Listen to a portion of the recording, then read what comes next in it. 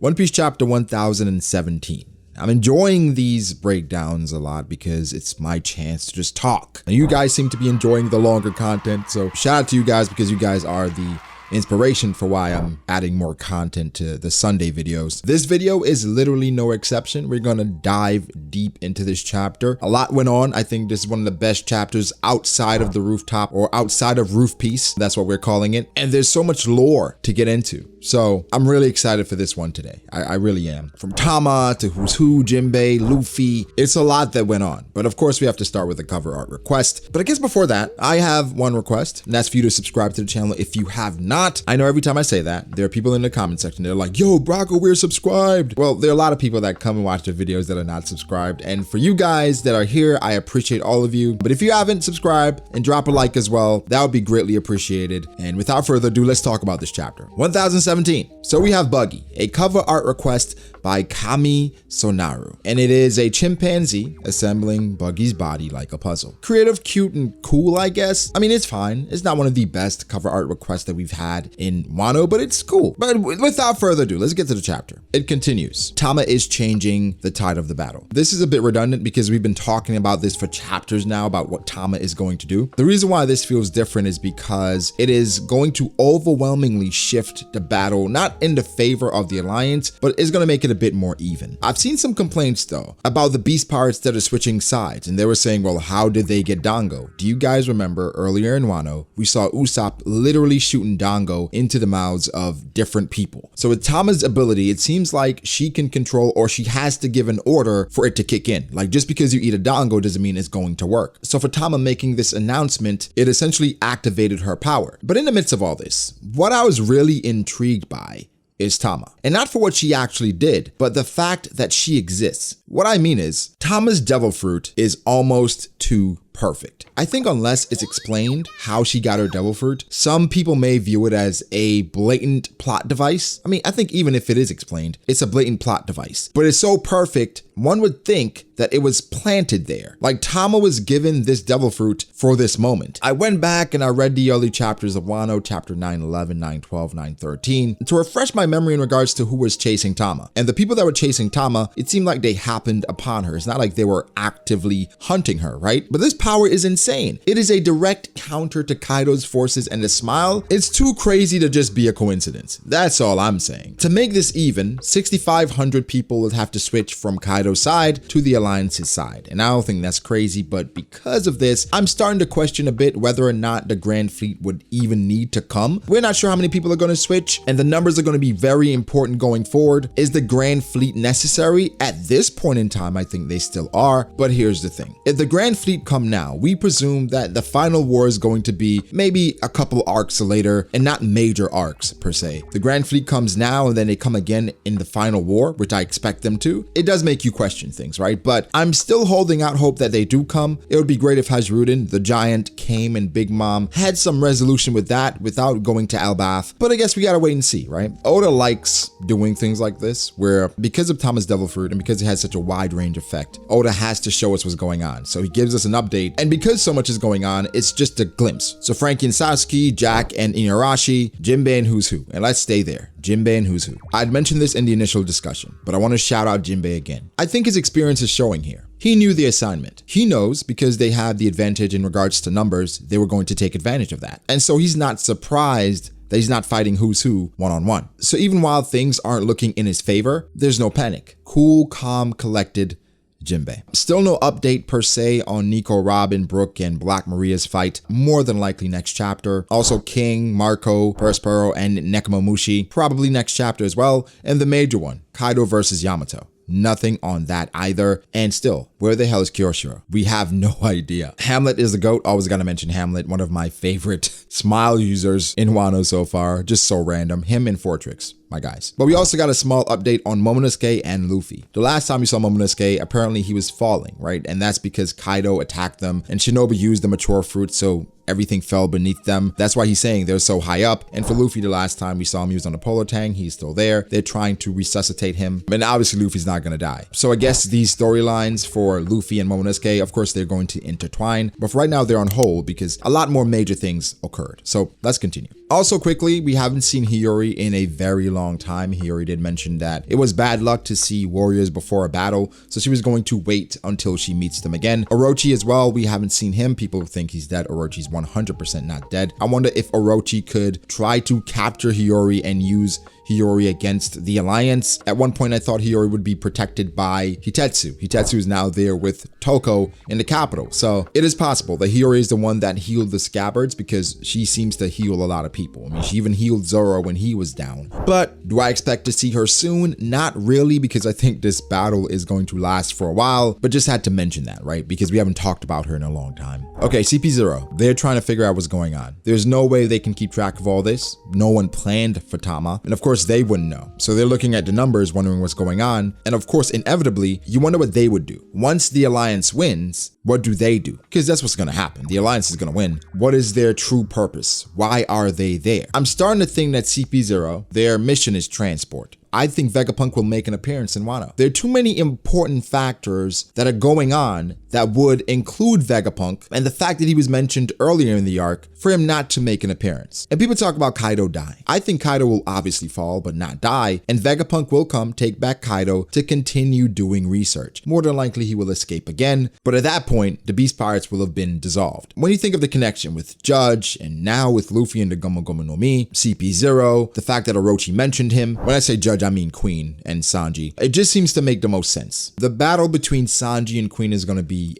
an interesting one because Sanji's obviously going to use the raid suit and Queen is a scientist himself and he's operated on himself. He's a cyborg. I mean, his hybrid form was pretty all right. Not the greatest. It's different, eccentric, just like Queen as I expected. It goes along with his personality. So it's an odd matchup, especially considering what we learn about Who's Who. Like if we had Sanji versus Who's Who, that would have been so good, but I understand it, right? Who's Who and what he represents, Queen what he represents. Who's Who is trying to get Queen's spot and for Jinbei, not saying he's on a lower tier than Sanji, but really just the trajectory and being seasoned. It makes sense that Sanji's fighting a commander and Jinbei's fighting someone like Who's who wanted to challenge a commander. I'm going to start calling him Rob Hoochie, right? I think someone mentioned it in the chat. Shout out to whomever mentioned it, but Rob Hoochie, he's no slouch. He's a very competent opponent. And I mentioned before, Rob Lucci's proxy. So I'm really interested to see how Oda draws this fight because it could be one of the more creative fights in the arc. About this interaction though, this group was mentioned that Queen was a part of, and more than likely this research group is something that we've discussed before. Now people are speculating, what were they researching or who all were a part of this research team? The obvious ones, Judge, Queen, Caesar, Vegapunk, but then were there any others? Kureha? I remember One World HD made a video about this saying Blackbeard was a part of the research team because I think they were researching more than likely devil fruits and obviously lineage factors, but I think each person had a different focus, things that they wanted to hone in on. Just look at Queen and we see where his interests lie. So I can't wait to find out more about this group because this could have been the foundation that leads or led to SSG. So there's a lot of groundwork being laid here with that mention, but it has legs. There's a lot we can gain from that. And that's why, again, even with that information, it would be great if Vegapunk comes at the end of Wano and explains to us, maybe not everything, but the important details that we're missing. Why would he do that? I don't know. Why would he program Kuma to do what he did? We're not sure exactly which side Vegapunk is on. I mean, obviously he works for the world government, but there's been some shady things there with him that I wonder, I mean, a lot of people speculate that he could be a revolutionary. That would be a bit too obvious in my opinion, but sometimes the obvious thing is the answer. We're going to get to Who's Who and his important information because I know that's what a lot of us want to talk about and delve into. But Chopper, he's responsible for Zoro, and now he's working with the Minks to save Zoro. Now they have a super drug, a super recovery drug, and that has led to so many mixed reactions. So without context, it seems a bit out there. There is some context though. In chapter 811 to 814, that's when the Straw Hats get to Zoe, and they're responsible or they're helping with the recovery of the Minks. We see the same goat doctor that's helping Chopper, but the thing is they're not aware of even how to help the patients who inhaled poison. So Chopper, with the help of Caesar, and of course the help of the Minks, they were creating an antidote or creating medicine to aid them. There's also a slight callback where Zoro talks about the Minks and their recovery, and a lot of people are holding on to this saying, hey, this is the foreshadowing that Oda left for this super recovery drug. Now, for the super recovery drug, they still needed Chopper to help them heal up in Arashi Nekomamushi. Where was the super recovery drug then? Of course, the effects of the gas are different from what Zoro's going through, but I think it's a hint that we can deal with, but we still have to acknowledge that Zoro coming back, the way he's doing it is a bit cheap. The reason why I have absolutely no issue with it is because, again, the panel with Zoro talking about it, it's fine. But also, I expected Zoro to come back. I'm not gonna really complain about something or be upset about something I knew was going to happen. A part of me would have liked a more creative way, right? Not just a super drug with a side effect, but this is fine. But if you call it bad, that's your prerogative. I'm not gonna argue with it. This, however, because I think what's getting lost in the shuffle is what Zoro said, where they're telling him, hey, it's double the pain. After this wears off, you're going to go through a lot of things. And of course, Zoro says nothing happened. Or I guess we say that, but regardless, this shows Zoro's determination and his resolve, where he's saying, I don't care what happens. It doesn't matter because I have to fight now. Zoro said it before about Luffy, where yes, Luffy can do a lot, but he can't do it by himself. This entire method, again, I understand. It definitely could rub some the wrong way, but it's just like Ivankov, how he healed Luffy or Luffy recovered, but then there were very severe side effects, not only with lifespan,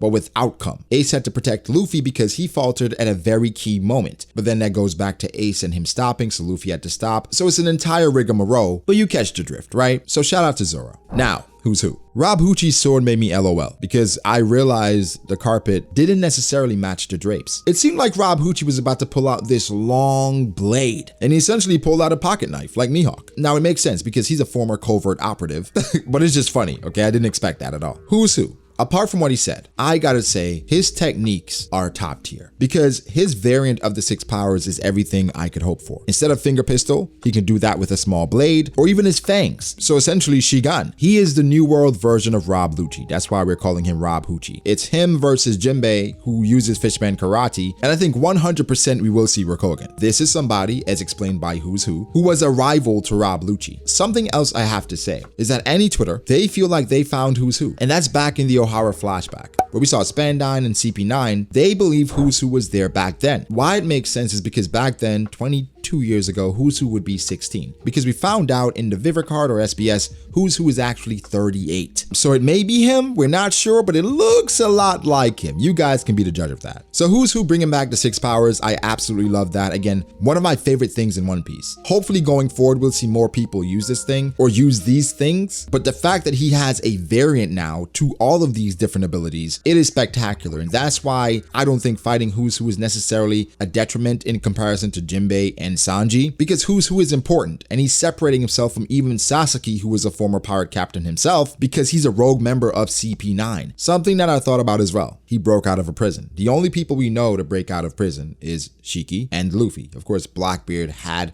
a part to play there, but Impel Down isn't the only prison. But for someone like Who's Who, you would think that they would want to erase his existence because he knows so much, right? He was a former member of CP9 and he failed. I saw some people mentioning Rob Lucci and the fact that Rob Lucci, he got away with it essentially. He failed in a major way and now he's a part of CP0. Well, you guys have to go back and read the Rob Lucci cover story. Rob Lucci was being chased to the ends of the earth by the world government. The difference between Rob Lucci and Rob Huchi is that one escaped forever and one escaped but redeemed himself. So I absolutely love this introduction and his devil fruit being the saber-toothed tiger. I mean, it's all fantastic. Now, let's go even deeper. Rob Huchi talks about his failure, where he failed to guard a particular devil fruit, and this devil fruit was being transported on a government ship. This devil fruit is the Gomu Gomu no Mi. And so that's when Who's Who learned that the stolen fruit was eaten by Luffy. Now, this goes back all the way to chapter 1, where Luffy ate the Gomu Gomu no Mi, and after he ate it, Lucky Roo said, hey, the devil fruit that we got from the enemy ship,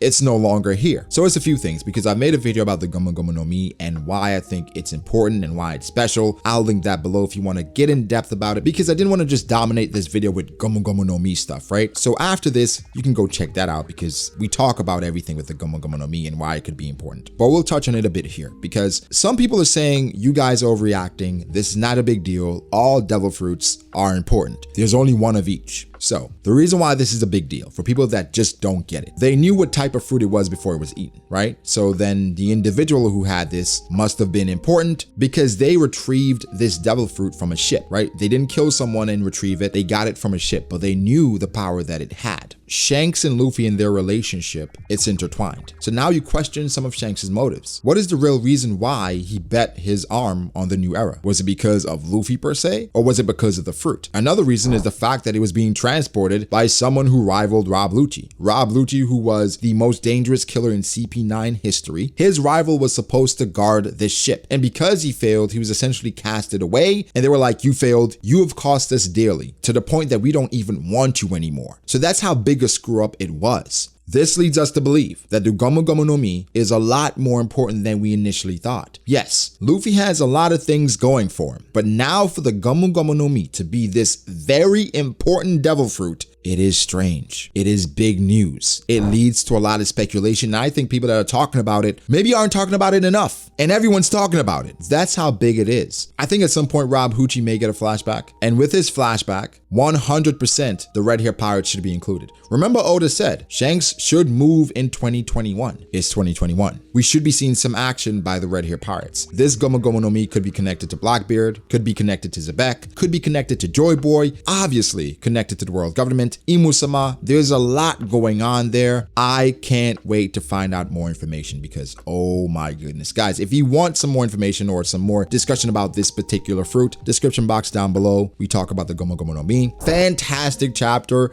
No break next week. So we have a lot to look forward to. And hopefully we pick right up where we left off, where Oda either tells us about this research group or he gives us some more information on the Gomu Gomu no Mi. Guys, I'm excited. I know you are as well. But give me your thoughts. What was your favorite part of the chapter? Or scratch that. What do you think about the Gomu Gomu no Mi? Or what do you think about Who's Who? What do you think about the research team? It's a lot that we can get into. Leave your thoughts below. I want to see them all. Like the video if you did. Subscribe to the channel for more content like this. Follow me on Twitter at BragoDAce. Follow me on Instagram at BragoD.Ace. Thank you to my patrons. I appreciate you guys so much. Guys, be sure to like and subscribe, and I'll catch you in the next one. Peace.